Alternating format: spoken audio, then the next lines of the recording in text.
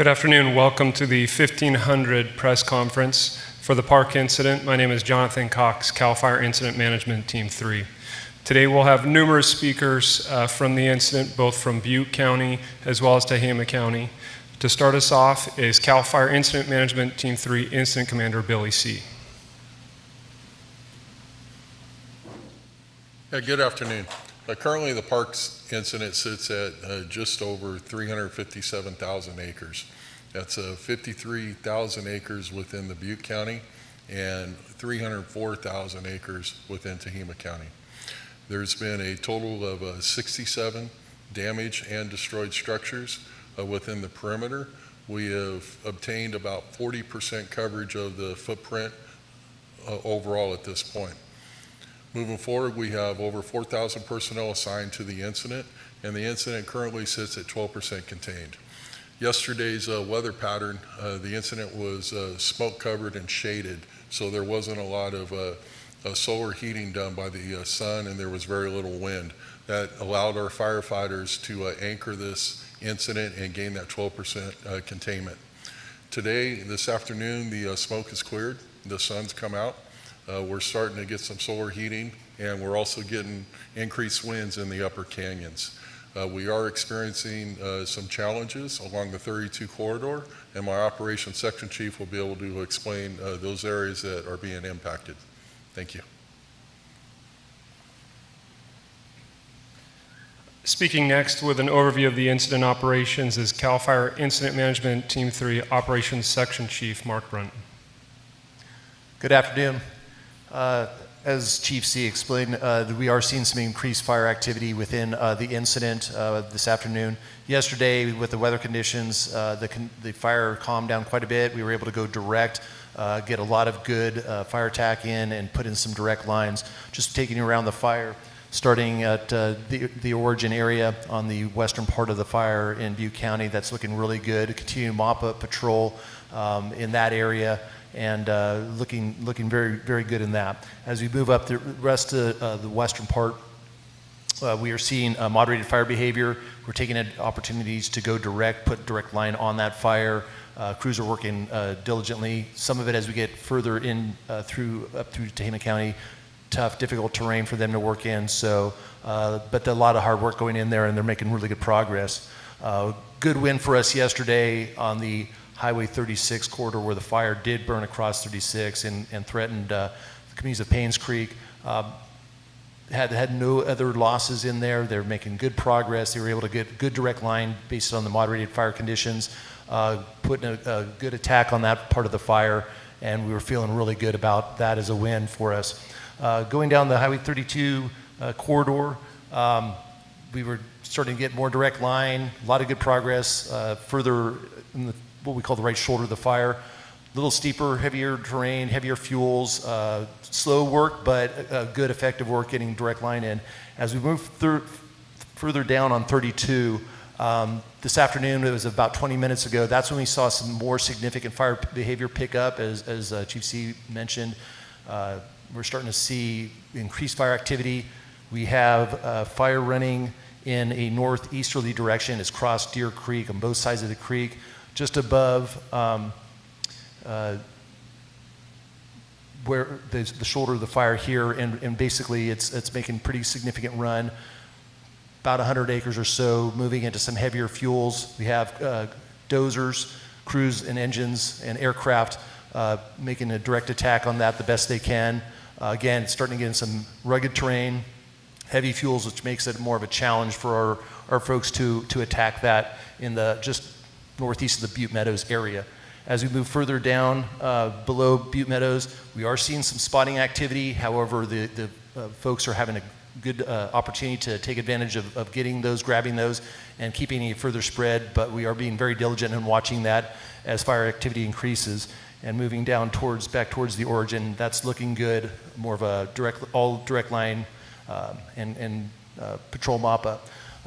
In the Shasta zone, the furthest north, they are doing a lot of good contingency work, preparing and opening lines from previous fires. So if the fire were to continue to advance, we'll have a good opportunity to take advantage of those opportunities to help steer or suppress the fire.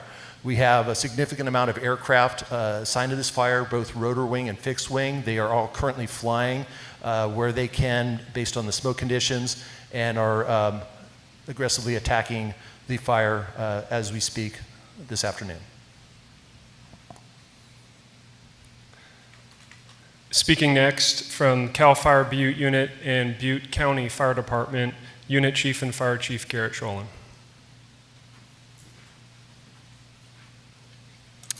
Good afternoon, everyone. You've heard the updates on the fire and the amazing work that has happened in the last 24 hours, taking advantage of the weather change and the additional resources that have arrived to get them out on the ground and put this fire out. This equates to putting more black line on our map, increasing our containment of the fire. This also means evaluating your viability on returning to your communities. This is something Sheriff Honey and I take very seriously and work in conjunction with the incident management team on making that happen. We're also focused on the number of factors when we look at this, and fire control as being one of them in and around your communities and your residences. I want to take a moment and talk about Cohasset. We have an unburned island in that community that we are continuing to patrol and ensure that there's no hot spots that are established within it and destroying what has survived the fire. You've heard just a moment ago from the operations chief about the spot fire at Highway 32 Lomo, just north of Humboldt Road.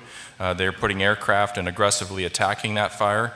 But CAL FIRE, in conjunction with Sierra Pacific Industries, dozers continue to improve the fire breaks that are around that community and establishing the viability if the fire is to make a run towards Butte Meadows. I want to also thank the citizens of Butte Meadows for evacuating the community. We're working really diligently to make that safe, and as soon as we can, we will get you back in there.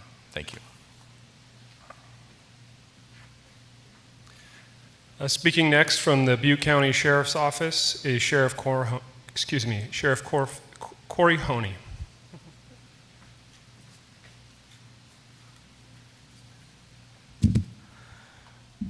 Good afternoon, everyone.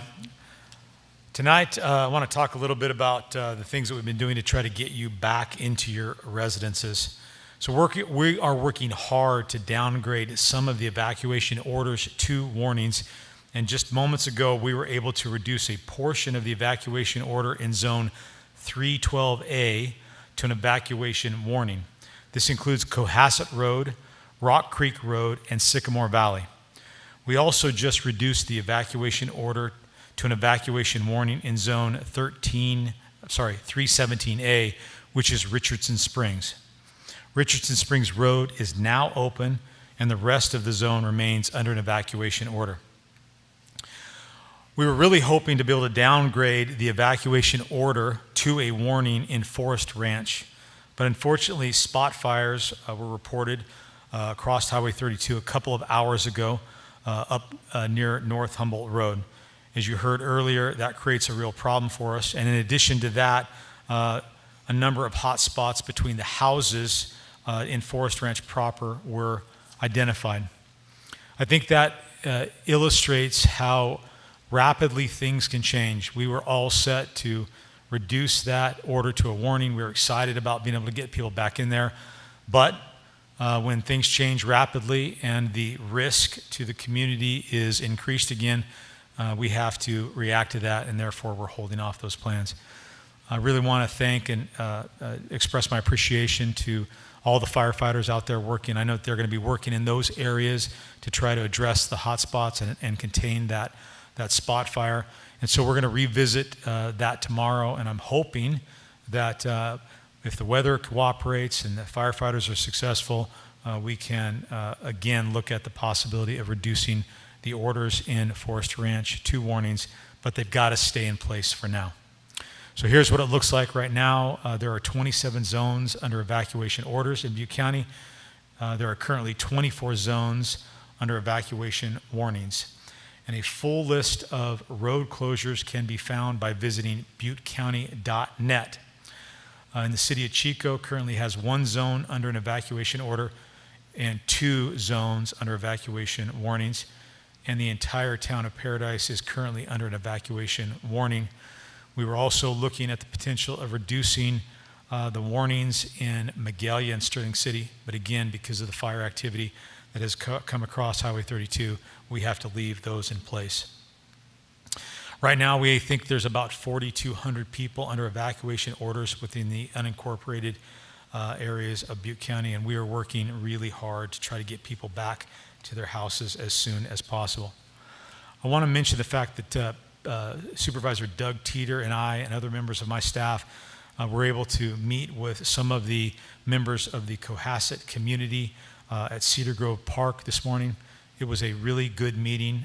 We really appreciated the opportunity to get with those folks, to talk with them, to hear about their concerns, to answer some of their questions.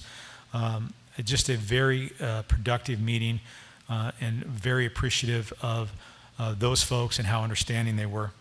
One of the things that came up was escorts into Cohasset. That's something that we certainly try to do, but we have to now scrutinize those requests much more closely, because ultimately we found that some people were lying to us about the need to go in. They weren't following our directions, and in one case, one individual got in there under the ruse of asking for an escort and then refused to leave. So that's an example of how one person can make it difficult for everybody else. And for the members of Cohasset, don't worry, I'm going to be having a discussion with that individual and make it clear to him that he has negatively impacted everybody's opportunities. And with that, I conclude my comments.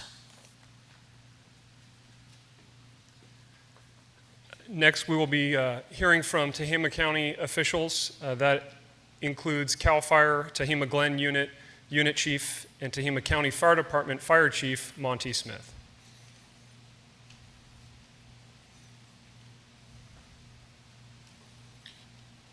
Good afternoon. So you've heard the update from the incident manager and the operations section chief here in Tehama County. We've had 304,000 acres affected.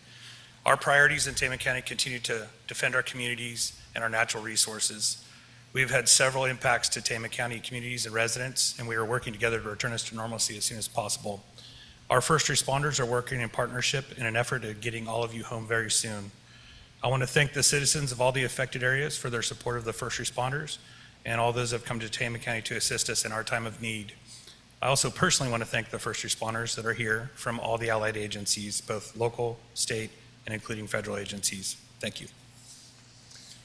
Speaking next from Tehama County Sheriff's Office, Sheriff Dave King.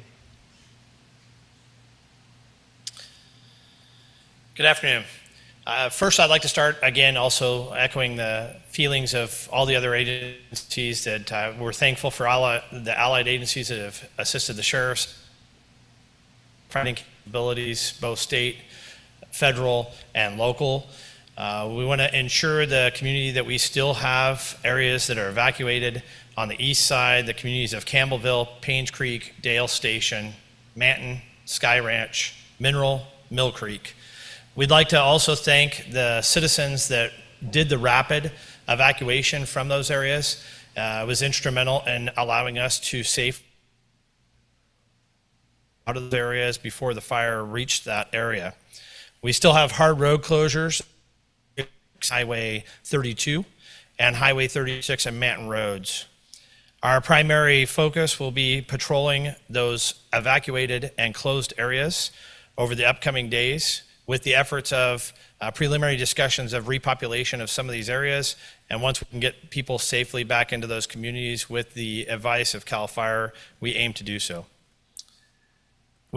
At this point, we have no known deaths in Tehama County, and we currently have no missing persons reports. We do have one felony arrest on a warrant of a subject who was, again, like Sheriff Honey said, trying to enter the evacuation zone. So we are being very diligent and vigilant on patrolling those areas and protecting your property while you're not there. We have initiated, as of today, feeding and watering ag permits, allowing people to get into certain areas under escort of the Sheriff's Office. You can ask for that and get a permit by calling area code 530-529 for Sheriff's Office, and we will make arrangements. We've already started making arrangements for tomorrow afternoon as well. We have an active evacuation site set up in the Las Molinas area, and we also have animal shelters available You can find both those on our sheriff's office social media sites. And as of today, we took a tour with the affected supervisors, Supervisor Leach and Supervisor Nolan, and the county administrator of the air of those communities to show them the impacts. And we are looking forward to trying to get back to normal and get people back into their community. Thank you. That concludes the formal speakers for the 1500 press conference. Just a reminder, all this information can be found at fire.ca.gov, including the social media links. We appreciate your time. Thank you for coming.